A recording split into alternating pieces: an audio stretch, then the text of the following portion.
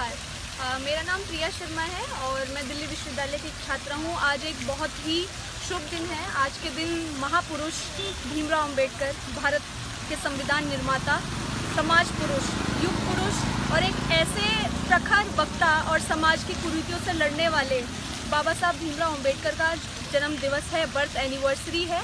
और इसके उपलक्ष्य में ही मैं संसद में आई हूँ। आज मिनिस्ट्री ऑफ सोशल जस्टिस ने एक प्रोग्राम आयोजित किया था।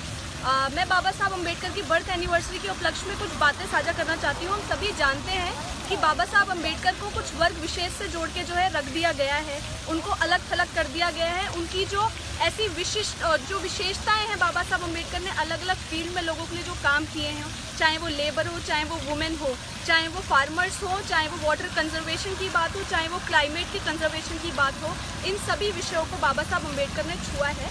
मैं एक एक करके थोड़ी थोड़ी सी बातें साझा करना चाहूँगी, जिससे कि हम सभी लोग जागरूक बन सकें और ये जो तुष्टीकरण की राजनीति होती है, इससे बच के हम अपने भारत को बचा सकें और बाबा साहब अंबेडकर के सपनों का भारत का निर्माण कर सकें। मैं आपसे ये कहना चाहूँगी कि महिलाओं के विषय में अगर हम बात करें तो बाबा साहब अंबेडकर एकमात्र ऐसे व्यक्ति जिनकी आज उनकी पढ़ाई लिखाई का फ़ायदा पूरे भारत को मिला है। उन्होंने महिलाओं को पैतृक संपत्ति में महिलाओं का भी हक उतना ही है जितना एक बेटे का है, जितना एक पुरुष का है।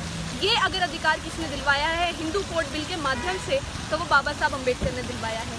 साथ ही अगर मैं किसानों के विषय में बात करूं, आज हम देखते हैं कि किसानों के विषय में बहुत बातें होती हैं, बट इसका जो फाउंडेशन है, इसकी जो नींव है, वो बाबा साहब अंबेडकर ने रखी। चाहे वो खेतों के राष्ट्रीयकरण की बात हो, आज हम कलेक्टिव फार्मिंग की बात करते हैं। कलेक्टिव फार्मिंग की बात भी अगर हम देखें तो उस समय में बाबा साहब अंबेडकर ने उसके बारे में बताया था कि किस तरीके से कलेक्टिव फार्मिंग बहुत इंपॉर्टेंट है।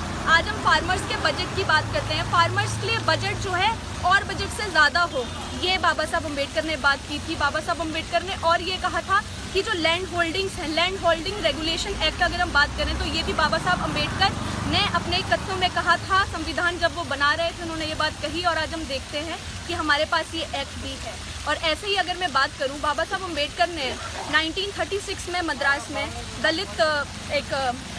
दलित की सम्मेलनों में बाबा साहब अंबेडकर ने कहा था, कम्युनिस्टों के विषय में आज हम सभी जानते हैं कि कम्युनिस्ट जो है उनकी फ़ोटो लेके घूमते हैं और बाबा साहब अंबेडकर उनके हैं, बाबा साहब अंबेडकर उनके हैं, वो ऐसी बातें करते हैं। परंतु हम देखते हैं कि बाबा साहब अंबेडकर पूरे भारत के हैं। उन्होंने ये कहा कि वो कम्युनिस्ट, वो वामपंथी लोग जो कि लेबर क्लास के नाम पे राजनीति करते हैं, ऐसे कम्युनिस्टों को वो बिल्कुल पसंद नहीं करते और उनका जो है बिल्कुल आदर नहीं करते, क्योंकि वो लोग सिर्फ लेबर क्लास के नाम पे राजनीति करते हैं। ऐसा बाबा साहब अंबेडकर ने अपनी 1936 में हुई मैसूर में दलित वर्ग के सम्मेलन में कहा। ना ही ये सिर्फ शिक्षा के विषय में बाबा साहब अंबेडकर की बात करें, हम सभी जानते हैं कि उनको 9 से अधिक भाषाएं आती थी। तो शिक्षा के विषय में बाबा साहब अंबेडकर ने ये कहा कि शिक्षा का कोई मूल्य नहीं है जब तक शील ना हो, विवेक ना हो व्यक्ति में। उन्होंने कहा कि शिक्षा अन्य के समान है। और आज हम सभी देखते हैं कि भारत में राइट टू एजुकेशन एक्ट है और राइट टू एजुकेशन इसलिए है क्योंकि बाबा साहब अंबेडकर ने हमारे बीच में ये बातें रखी कि जो एजुकेशन है वो आपकी पर्सनालिटी को बिल्ड करता है, आपके कैरेक्टर को बिल्ड करता है। ऐसे ही हम इकोनॉमी की बात करें, इकोनॉमी में भी लेबर को ले लीजिए, वुमेन को ले लीजिए, सबके इंश्योरेंस की बात हो, उनके लिए कंपनसेशन की बात हो, अनएम्प्लॉयड क्लास की बात हो, उन सभी के लिए अगर कुछ प्रोविजंस लाने का काम किया है तो वो भी बाबा साहब अंबेडकर ने किया है।